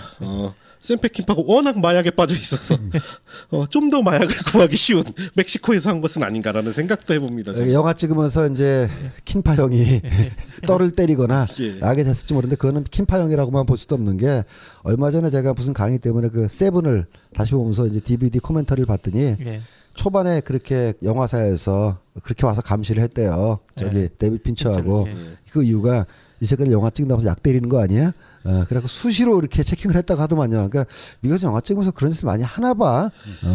우리가 흔히 얘기하는 약 빨고 찍은 영화들이 바로 페킨파의 영화들인 거죠. 그렇죠. 비유가 아니라 문자 그대로. 문자 실제 그대로. 그대로. 예. 어쨌든 멕시코를 갔는데 멕시코의 상황은 파이크 일당이 생각하는 것과는 조금 달라요. 달랐습니다. 예. 왜냐? 우리 아까 뭐라고 표현했었죠? 그러니까 저희가 이제 영화를 보면서 이 예. 지방 군벌. 네, 녹음 전에 굉장히 토론이 좀 길었던 이유 중에 하나가 저희도 이 방송 준비하면서 와일드 번치를 기존에 해석한 텍스트들을 많이 봤잖아요. 예, 근데 그 예. 텍스트 속에서 이 저기 윌리엄 홀덴 일당이 이 접하는 이 사람들이 누구냐를 마파치라고 하는 이거를 예. 오독한 텍스트가 너무 많아가지고 정부군이다, 반란군이다, 혁명군이다. 근데 저는 어떻게 정리했냐면은 그 지역에서 세력을 누리고 사는 지방 토호 군벌이라고 정리하기로 했습니다. 지방 토호 군벌인 마파치가 예. 그 파이크 조직의 한 명인 엔젤이라는 예. 젊은 이 멕시코 청년의 마을을 이미 차지하고 그렇죠. 있어요. 예, 예. 그리고 이 엔젤이 사랑하던 여인마저 여자를. 이미 그 마파치의 품에 안겨 있어요. 근데 여기서부터 우리가 또 하나 이제 본격적으로 페킨파 영화에서 백킨파의 여성관. 네, 페킨파가 여자를 다루는 법에 대해서 얘기를 좀 해봐야 될 것 같아요. 백킨파의 여성관은 저가 거기에 동의한다라는 건 아니지만 딱 이렇게 읽히더만요. 동의하면 큰일 나요, 저희. 그러니까 아예 안 되지. 백킨파 여성관은 여자는 강한 남자한테 끌린다. 예. 자기가 남편이 있든 남친이 있든 헌신짝처럼 차버리고 강한 남자만 나타나면은 잽싸게 옮겨붙는 존재가 바로 여자다라는 게 와일드 번치에서부터 아까 그 엔젤의 애인인가 여자친구 같은 경우도 마파치한테 끌려간 다음에 적극적인 저항 의지를 그렇죠. 보이긴-커녕 그 옆에 딱 붙어가지고 마파치를 약간 알로 보는 듯한 나는 이제부터 너랑 꼬질꼬질은 너랑 안 살 거야 이렇게 위대하신 마파치님과 살 거야 같은 태도를 보여주는 이것이 다른 영화에도 계속해서 반복되다가 심지어 게트웨이에서는 아주 역겨울 정도로 그렇죠. 판치라까지 보여주면서 이게 계속 영화마다 나와요. 네. 예. 제가 보는 관점에서는 일단 세페키파 자체는 여성 혐오는 없는 것 같습니다. 대신에 혐오는 아닌 것 같아요. 대신에 여성의 관심은 없고 하지만 여성을 사랑하는 남성에 대한 그런 애정은 굉장히 강하다는 거. 여성 혐오라기보다는 여성 비관주의자 같아. 즉 여자한테 뭘 기대하겠어? 그보다 여성을 대하는 남성에 관한 어떤 낭만적 태도. 그러니까 낭만적이라고요? 아니 가르시아에까지 가서도 가르시아에서 그 자기 아내가 죽지 않습니까? 그러고 나서 예. 결국 그것 때문에 완전히 방향을 돌려서 또 그러네 또 그러고 네, 보니까 끝까지 밀고 나가지 않습니까? 그리고 자기가 사랑하는 여자는 또 끝까지 밀고 나가는 게 있네. 네, 여기서 엔젤에서도 엔젤이 계속 고통받다가 결국 저거네요. 파밀로 가는 거니까. 남성은 네. 자기가 사랑했던 여자가 자기를 배반했다 할지라도 계속해서 지조를 지키는 남성들이 일관되게 등장해. 네. 게러웨이에서 스티브 맥킨도 네. 아내가 했다라는 걸 알면서도 결국은 아내를 지키려고 그러고 여기서 엔젤도 그렇고. 근데 여성은 관계 종말에서 그러니까 관계 종말에서 남성은 네. 여성을 어떻게 하든 감싸 안고 자기의 지조를 지키려고 하는데 여성은 그냥 강한 남자만 나타났다면은 바로 자리를 옮기는 그런 존재를 묘사해. 그러니까 여성에 대해서는 관심이 없는 거예요. 그래서 대신에 순정파 마초를 이렇게. 그럴 거예요. 저는 조금 더 이야기하다 보면 저는 좀 생각이 다른데 일단 이 영화에서 첫 번째 충격점은 바로 거기서 시작이 됩니다. 이 엔젤 멕시코 청년이 자기가 과거에 자기의 연인이었던 여자가 저 권력을 가진 마파치의 품에 안겨 있고 자기한테 작별을 고해요. 기존의 웨스턴의 형식이라면 엔젤이 총을 꺼내서 마파치를 쏴야 됩니다. 네. 하지만 이 영화에서는 자신을 배반한 여자를 쏘죠. 그렇죠. 이게 바로 기존의 서부국과 다른 지점이기도 하고 샘 페킨파가 본격적으로 여성에 대해서 어떻게 생각하는가를 영화 속에서 드러내는 장면 같기도 해요. 좀 굉장히 특이한 게 파멸의 원인을 또 결국 여성에 두고 있거든. 아니 그러니까 나는 거듭 얘기하지만 여성 혐오가 아니라 여성 비관주의라고 본다라는 거죠. 거기서 근데 우리가 봐야 될 게 뭐냐면 바로 마파치의 반응이에요. 자기 여자를 죽였으니까 엔젤을 죽여야 되는데 이 여자가 죽어도 하등 상관이 없어. 그냥 놔줘 엔젤. 가. 그리고 처음부터 저는 술이나 한잔 하자. 사령관님을 겨냥한 게 아니라 여자를 겨냥한 거였어 했더니 그랬어? 뭐 나 쏠라고 그랬던 거 아니면 할 수 없지 뭐. 그리고 다들 웃어. 그리고 이제 이 여자는 마파치한테는 소모품이었을 뿐. 그렇죠. 분명한 건 여자에 대한 관심이 어떤 건지 모르겠지만 영화 속에서는 소비되고 소모되고 있는 건 사실이에요. 제가 그래서 저는 관점이 조금 다릅니다. 제가 보는 관점에서는 그러니까 제가 쭉 본 와일드번치뿐만 아니라 저는 전체적으로 쭉 샘 페킨파가 여성 또는 이제 나중에 얘기했지만 첫 10점장 같은 데 보면 동성애자가 나오거든요. 동성애자. 그래 동성애자 나오지. 동성애자들을 다루는 방식 저는 그게 특별히 여성이다 뭐다를 보는 게 아니라 그냥 자기 스스로 뭔가를 아무것도 할 수가 없는 가장 밑에 저층의 어떤 약자들을 보는 시야라고 생각해요. 그 저층의 약자들을 갖다 그러니까 여성 그때 주로 여성으로 그걸 묘사를 하고 여성으로 묘사했지만 뭐 성소수자든 뭐 그런 게 묘사하든 간에 그렇게 놓고 그래서 물어볼게요. 그러면 그런 묘사가 샘 페킨파 입장이 관객들아 아니면 여러분들 이렇게 여성들이 비난하지 마세요. 이들은 이 상황을 생존하기 위해서 이럴 수밖에 없었습니다라고 얘기하고 있다는 뜻인가요? 페킨파에? 저는 그냥 그게 그 당시에는 사실이라고 보는 입장인 거예요. 그러니까 그 당시에 그렇게 아무 힘도 없고 누구는 그런 방식으로밖에 살아갈 수 없다라는 것을 그냥 보여준 게 아니라는 게 제 입장이에요. 그 시대 상황에서 볼 수는 있는데 영화의 배경인 1910년도에 그럴 수는 있는데 이 영화를 만들었던 1970년대에 그걸 재현한 것 같지는 않다는 느낌을 받게 돼요. 근데 지금 제가 듣기로 정자님의 입장은 여성을 일종의 기층민증 내지 사회적 약자로 치환시켜놓고 보면은 페킨파가 무조건 그들을 비난하는 것만은 아니고 비난이나 비하기 아니라 그냥 그들 시간을 객관적으로 들어야게 묘사한 거다. 이들은 이럴 수밖에 없었다. 그러니까 뭐냐면 거기서는 캐릭터가 아니라 그냥 배경으로 묘사한 게 아니냐는 거죠. 제 말은. 그러니까 그렇게 보여지도 방송 시작하기 전에 방금 말씀하신 그 병장님 얘기에 동의하면서 이 어떤 시대적 배경, 고증적 의미에서 그렇게 다룰 수도 있지 않았을까라고. 한 가지 샘 페킨파 사실은 이 얘기는 스트로독스에서 하려고 하는데 미리 좀 말씀드리자면 샘 페킨파한테 당신에게 있어서 여자란 무엇입니까? 라는 질문을 했더니 샘 페킨파가 여자는 두 종류가 있다. 그냥 여자와 발정난 암캐. 그리고 대부분의 남자는 발정난 암캐와 결혼을 한다라는 인터뷰를 했더라고요. 아주 냉소적이면서도 모욕적인 언사를 쓰거든요. 근데 저는 이제 개인 심리의 영역으로 또 상상의 나를 핍니다. 이렇게 일반적으로 보면 말이죠. 샘 페킨파가 사회생활 하기 전에 청소년 그때를 젊었을 때 여자한테 세게 배반을 당한 것 같아. 우리가 알고 있는 자료에는 나오진 않았습니다만 배신당한 경험 때문에 아까 얘기했던 제가 계속 얘기하는 여성에 대한 비관주의라는 게 여자들이 저런 거야 라고 스스로 합리화를 해야만 자기도 견딜 수가 있어서 영화에도 그런 것이 나타나지 않았을까라고 저는 추론합니다. 보통 이 어떤 작가들의 평전 같은 걸 읽어보면 이 사람의 생활 태도와 그 사람의 작품 세계는 일치하지 않습니다. 그렇죠. 완전히 다르죠. 그러니까 이 작품만을 두고 얘기했을 때는 그렇게 여성을 이렇게 어떤 비하하거나 그런 것보다는 그냥 냉정히 다룬다는 느낌이 더 강하거든요. 그냥 배경이에요. 배경. 어찌됐든 샘 페킨파 비관이라니까요. 비하가 아니라 나는 비관. 여성의 이야기는 앞으로 계속 나올 거니까 일단은 비관 쪽은 어느 정도 동의하는 부분이 있어요. 그래서 비하라는 용어를 써요. 일단 비하는 아니다라는 거죠. 그만하고 이제 알겠습니다. 그렇게 해서 멕시코의 지방 토호 군대? 마파치. 예, 예. 군대도 거느린. 예, 마파치. 근데 옆에 또 이상한 놈들이 있어요. 뭐냐? 웬 독일군? 독일군이 옆에서 붙어서 독일의 그 뭐라고 하냐 그를 그 군사 고문. 군사 고문이 예. 이들에게 부탁을 하나 하죠. 뭐냐? 미군의 무기를 좀 훔쳐다 달라. 그렇지. 예, 예. 그러면 자기네가 그걸 이제 무기를 사용하기 위해 이들에게 또 황금을 주겠다는 약속을 예, 하죠. 예. 어쩔 수 없이 파이크 일당은 그렇게 또 미국 그 뭐라 그러죠? 그 그 열차에 실려 있는 군용 열차. 군용 열차에서 예. 이제 미군의 병기를 훔쳐내요. 예. 근데 이 와중에 기관총, 대포 등등. 이 와중에 좀 문제가 생기죠. 그치. 바로 그 마파치와 대립하고 있던 민병대라고 해야 될까요? 민병대라고 보는 게 맞을 예, 것 같아요. 민병대에게 예. 그 바로 그 멕시코 청년 엔젤이 무기 예. 몇 개를 뺏어 주죠. 그렇죠. 예. 그러다 그러니까 마파치가 빡이 돌아서 엔젤을 이제 감금하고 고문하고 그를 죽이려고 하죠. 아니 마파치 입장에서는 이놈은 슈킹한 거거든. 슈킹을 해서 자기가 돈 주고 이거 뺏어오라고 그랬는데 그 무슨 그 하이스트 영화에서 돈가방 빼돌리는 거하고 똑같은 거예요. 네. 열받지 마파치 심지어 입장에서는. 적대 세력인데. 그러니까. 네. 그래서 이제 파이크 일행은 결국 이 엔젤을 구하기로 결심하고 수많은 군대와 맞서 싸우기에 4명이 그렇습니다. 수백 명의 예. 군대가 있는 군대가 있는 소굴로 소굴로 들어가죠. 4명이 들어가는. 제가 이제 아까 말씀드렸죠. 와일드 번치를 제일 이번에 봤던 중에서 최고로 꼽는 이유 중에 하나가 참 우리가 세상 살기가 힘들잖아요. 그래서 여러 가지 가치 뭐 이런 거 생각이 드는데 가장 매력적이었던 게 그거예요.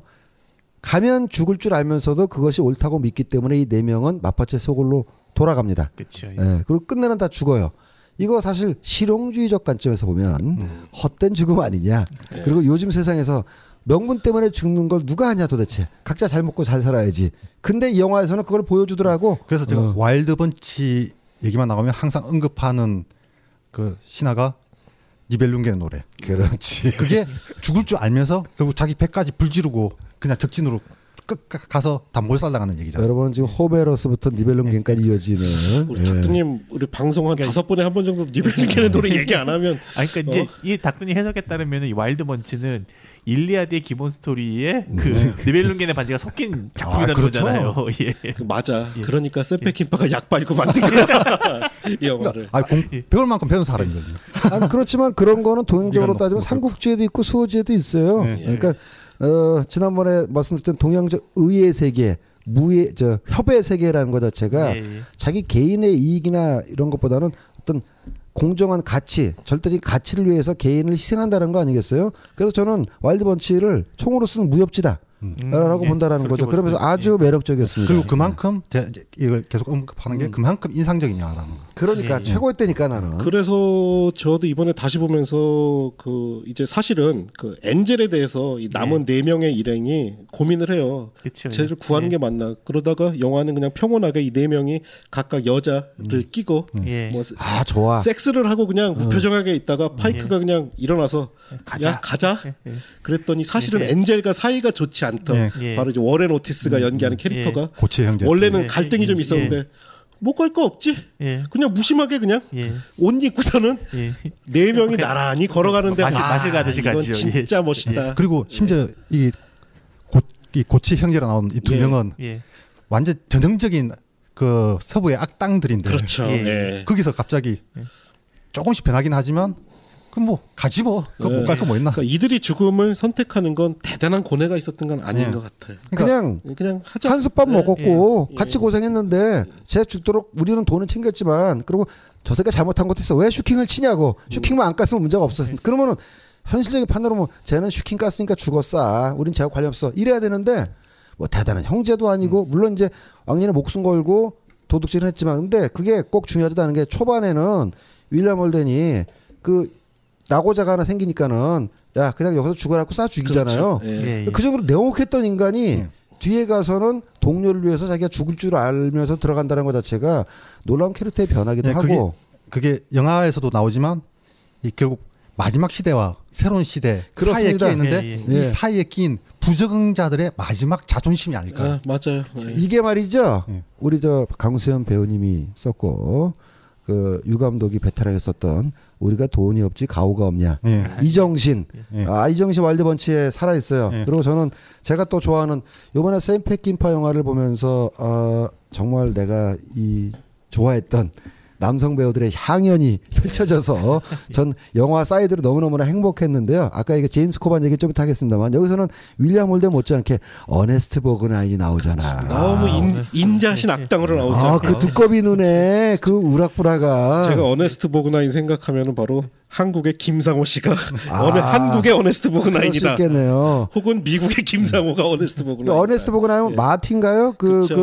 거기서 그 사람 연기가 꽃을 피웠는데 어네스트 보그나인이 주연 맡은 영화 거의 마티가 아마 유일할 거예요. 그 캐릭터 아니면 주연 맡기가 힘들었고 되게 이제 얘기했지만 포세이드 아드벤처의 그 지네크만 뒷다리 잡는 내진 여기서 이런 것처럼 한국에서는 에올프.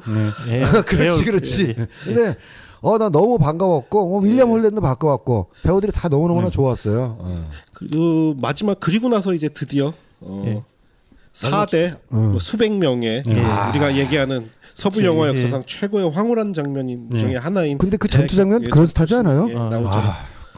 지금 봐도 멋있죠. 당연히 4명이 수백 명을 꺾는 건 말도 안 되지만 초반에 그 제압해 나가는 과정, 그다음에 이제 기관총 탈취해서 쏠 때 그 발레라고 해. 나중에 이제 553이 이렇게 붕붕 나르는 그 총 가지고 나르는 장면 찍었을 때 그거를 이제 건 발레라고 했던가. 그런데 이거야말로 발레가 아닌가 싶을 정도로 이 마지막 시퀀스 하면 데스 발레 안에 그런 명칭도 불리지도 않는.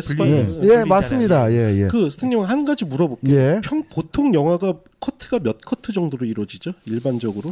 1000커트 내외인데 그 1000커트를 기준으로 했을 때 예전에 한국 영화는 600에서 700커트였어요. 80년대까지만 해도. 그래서 좀 그러니까 100분 기준으로 얘기했을 때 그래서 좀 지루하다라는 얘기가 많이 나왔고 800개에서 1000커트 사이였는데 한국 영화로서는 최초로 1000커트를 넘긴 영화가 김성수 감독의 비트가 한 1200커트가 나왔습니다. 와일드 번치가 처음 찍었을 때 300커트가 나왔답니다. 3000커트 나왔을 거예요. 근데 와일드 번치 보면 독특한 게 우리가 그 와일드 번치 553이 이어받은 그 고속 촬영의 미학에 대해서 이야기를 하는데 촬영은 고속 촬영인데 편집은 굉장히 빨라요. 그러니까 이게 굉장히 독특하더라고요. 프레시 컷도 굉장히 많이 들어가고 정말 아름답죠. 그 영화는. 근데 물론 요즘 액션 영화에 길들여진 요즘 관객들은 보면은 덜 자극적이고 이게 뭐야 하실지도 모르겠는데 솔직하게 요즘 액션보다 훨씬 낫습니다. 저도 낫다고 생각하는 게 요즘 액션들을 보고 있으면 좀 지루하거든요. 이런 식이었을 거예요. 요즘 그 와일드 번치 엔딩을 액션을 찍었다면 요즘 기술로는 CG를 써가지고 총이 나갈 때마다 총알의 시점을 샷으로 총이 슉 나가면서 상대방을 뚫는다든가 뭐 카메라가 뱅글뱅글 360도로 돌면서 뭐 쑥 들어갔다 쑥 나오고 이런 식으로 했을 텐데 요즘 그 하드만 쓰다 보니까 그 제이슨 스타넴 나오는 영화에 그런 거 엄청 많이 나오잖아요. 그 빠방머리 제이슨 스타넴. 근데 지겨워.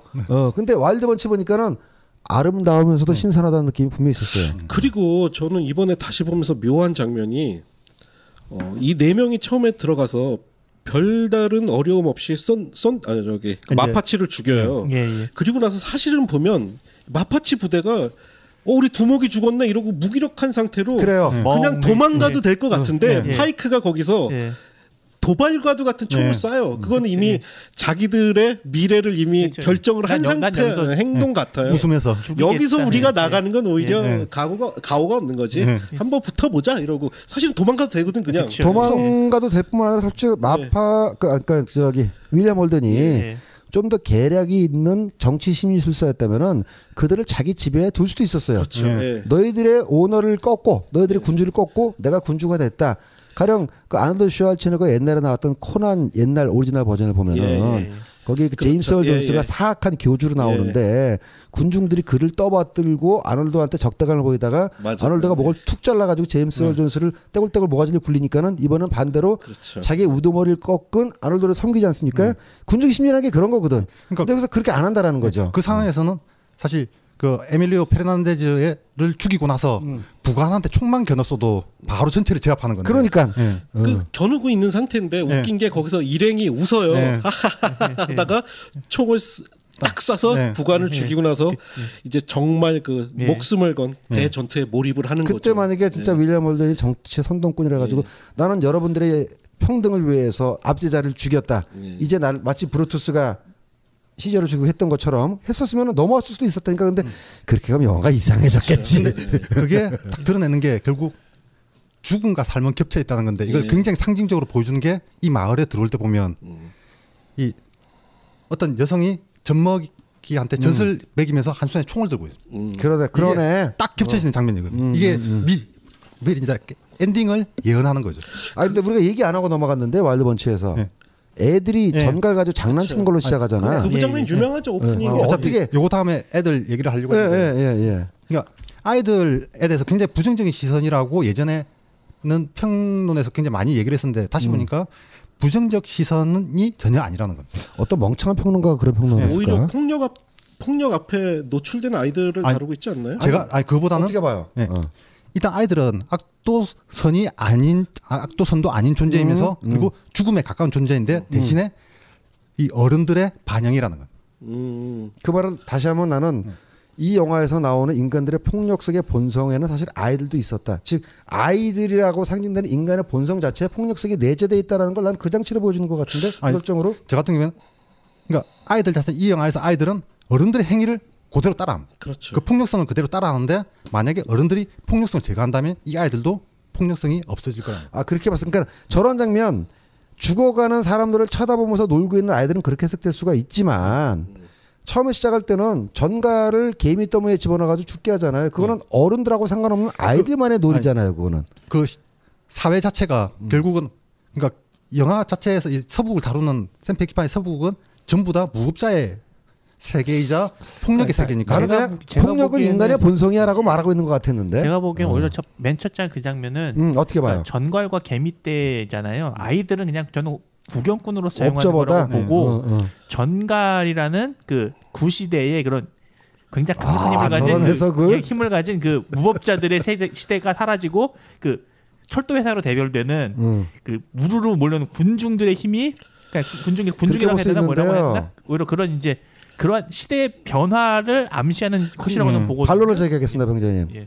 근데 아이들이 구경꾼으로만 머물러 있잖아요. 그렇죠. 전갈을 뒤집어가지고 개미한테 씌우기도 하고 나중에는 불을 쏴질러가지고 개미 전갈 다 죽여버려. 그렇죠, 예. 그러니까, 그거는 뭘 의미하는 거겠어요? 그러니까 일단 기본적인 그 전갈과 개미는 그걸 유비하고 그 상태에서 아이들은 오히려 그러니까 그렇게 아까 딱 이 영화 끝하고 저는 맨 엔딩하고 유비된다고 보는 게 엔딩에서 결국은 그 거기서 말하는 와일드 번치들은 전갈이고 그 마파치 졸개들이 개미들인 거죠. 둘이 막 싸우고 서로 미친 듯이 싸우고 끝은 나지만 둘 다 죽어 넘어가지만은 결국 그 위에 그냥 제가 봤을 다른 때는 시스템이 그 개미들을 꼭 마파치라고 할 게 아니라 이 와일드 번치 파이크 일행을 쫓고 있는 모든 사람들이 개미라고 그렇게 볼 생각을 수도 해요. 있고. 전갈이 파이크 일행이고 요 이후에 어떤 시퀀스를 보면 중요한 아이들이 등장한 중요한 두 장면이 나오는데 하나는 그 마파치가 엔젤을 묶고 차로 끌고 가는데 말타기를 하지 않습니까?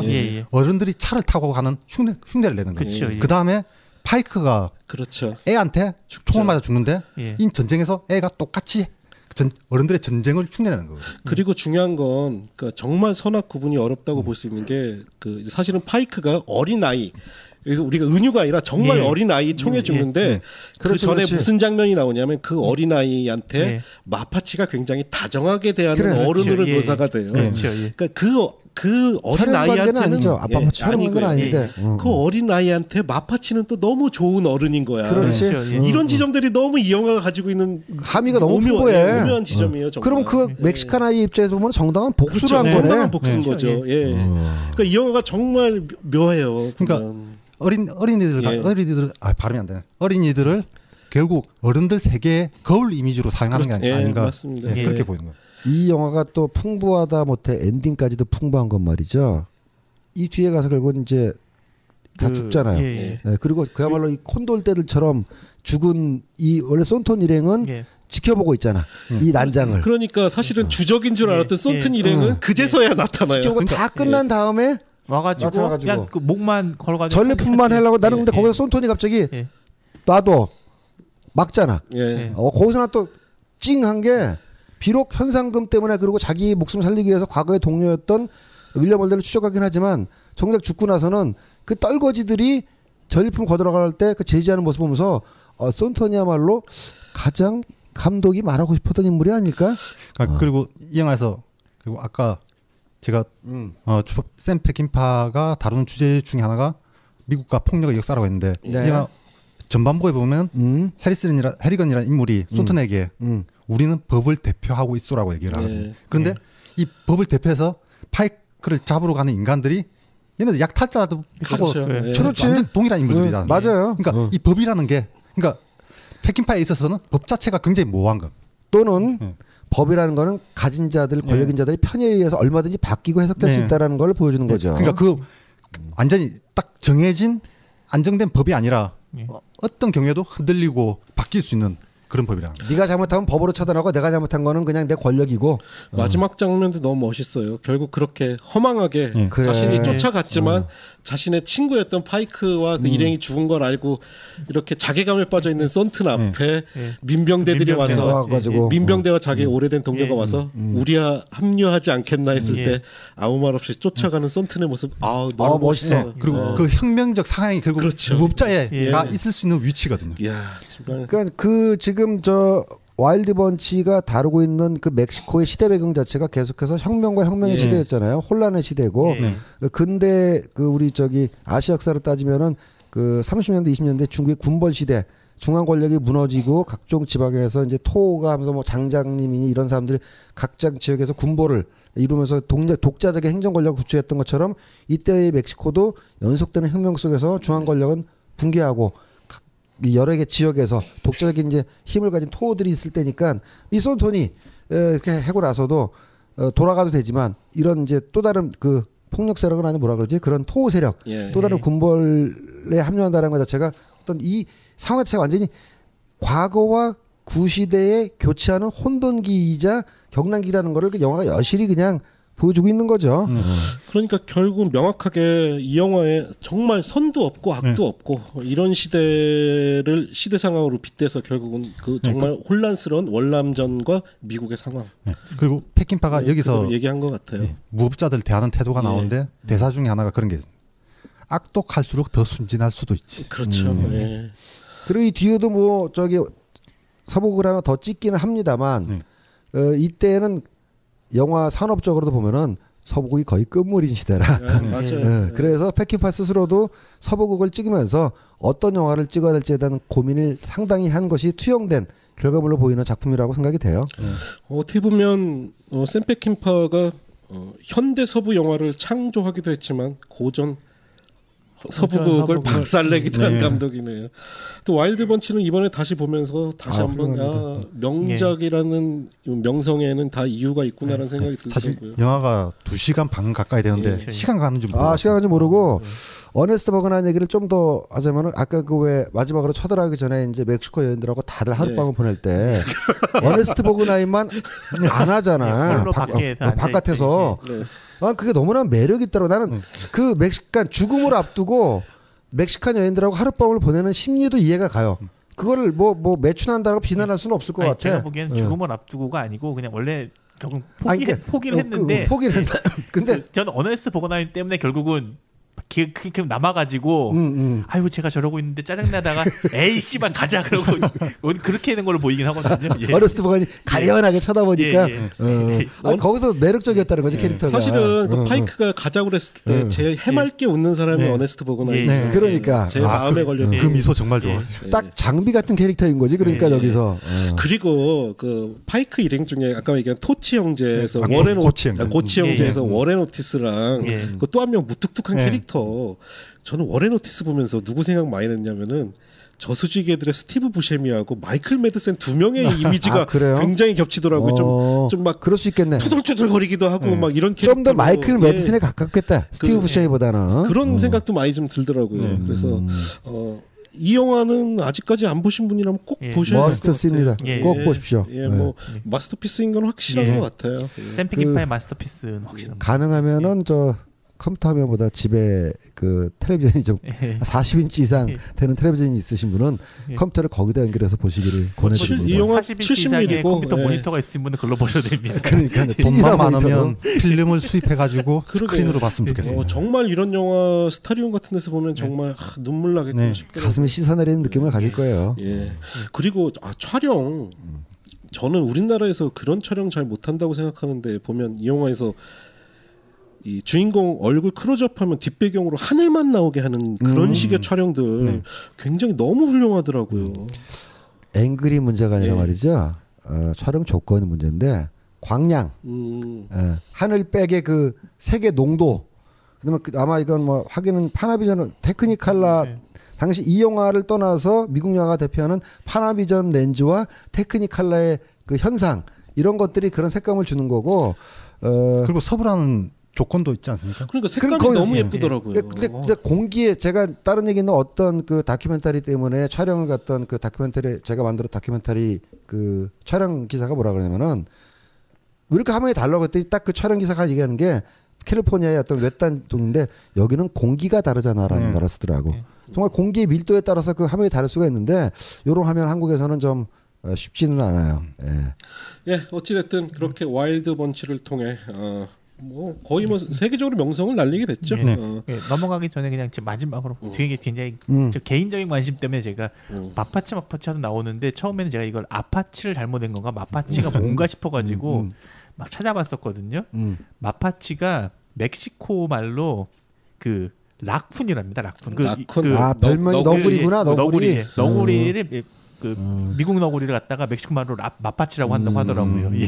그냥 갑자기 제가 찾아봤던 게 엘토포가 두더지란 뜻이듯이 그 호드롭스키의 그러니까 그 캐릭터의 별명이 있고 그러니까 저런 거지 미친 개. 우리 고등학교 때 왜 좀 성질 나쁜 선생님들 미친 개라고 불렀듯이 알겠습니다. 예, 어찌됐든 그렇게 와일드 번치는 아직까지 못 보신 분들이라면 꼭 보시길 바랍니다.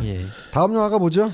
1971년도작 개인적으로는 제 인생의 영화이기도 한 작품입니다. 바로 원제가 스트로덕스. 국내 제목은 어둠의 표적.